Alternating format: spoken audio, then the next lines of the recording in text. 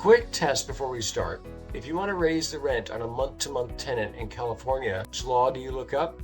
The one that ends at tenancy or a different one entirely?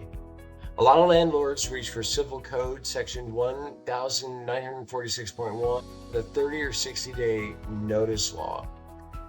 That's actually the wrong statute. Ending a tenancy and raising the rent on one that continues are two separate legal actions, governed by two separate sections of the Civil Code, and mixing them up is one of the more common mistakes we see. Let's walk through the one that actually governs a rent increase. The law you want is Civil Code Section 827. It governs changing the terms of a periodic tenancy, month to month, week to week, while it continues. A rent increase is a change of terms. Section 827 sets the notice period. A separate law, Section 1947.12, AB 1482, or your local rent ordinance, sets how much you're actually allowed to charge. For the cycle running August 2026 through July 2027, AB 1482's statewide cap is 8.8%. But three of our jurisdictions set their own lower number, and where a local ordinance applies, it replaces the statewide figure entirely. It's not layered on top. Oakland's cap is 2.3%. Berkeley's is 1% for calendar 2026.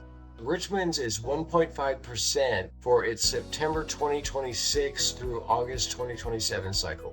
Apply the wrong one of those four numbers, and you've either undercharged for a year or opened yourself up to a compliance problem.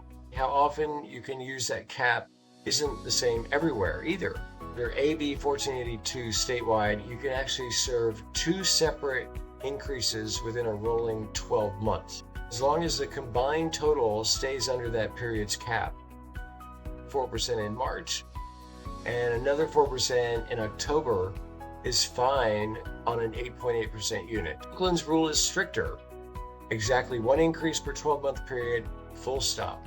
Even if a second one would still keep you under 2.3%. Berkeley and Richmond apply their number as a single annual adjustment, though each also lets you bank a skipped year into a later notice under its own formula. Here's a piece that trips landlords up, even when they've got the percentage right. All three of our local jurisdictions delay a brand new tenancy's very first increase, and the wait is longer than most people expect. Oakland won't let the first increase land any earlier than 12 months after move-in.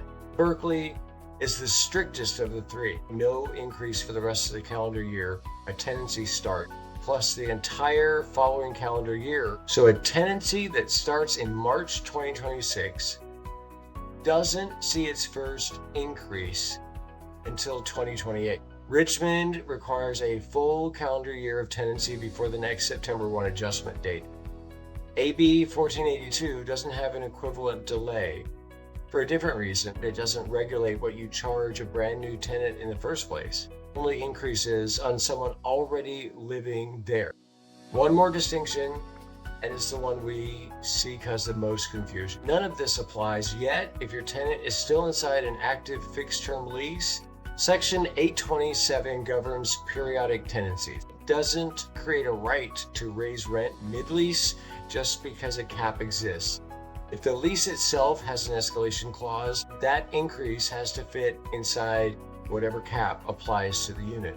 Otherwise, the increase becomes available once the fixed term actually ends, and the tenancy converts to month or a new lease gets signed. That conversion point is actually where we anchor our own process. We don't send proactive renewal offers when a fixed term lease ends. We let it convert to month by default, rather than repapering a new lease as a matter of course. That conversion date is what flags a unit for a rent review on our end, separate from any renewal conversation with the tenant. From there, it's a straightforward Section 827 question. Where does the current rent sit against the cap and the market? Does a notice make sense? Once you know the number and the timing works, the notice itself is simple.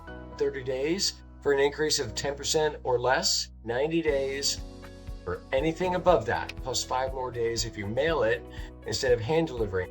If you want the full breakdown, the jurisdiction by jurisdiction table the banking rules, and exactly how the fixed term exception works. The complete guide is linked below. We manage 600 plus units across Emeryville, Oakland, Berkeley, and Richmond, and this is the exact process we run every rent review cycle.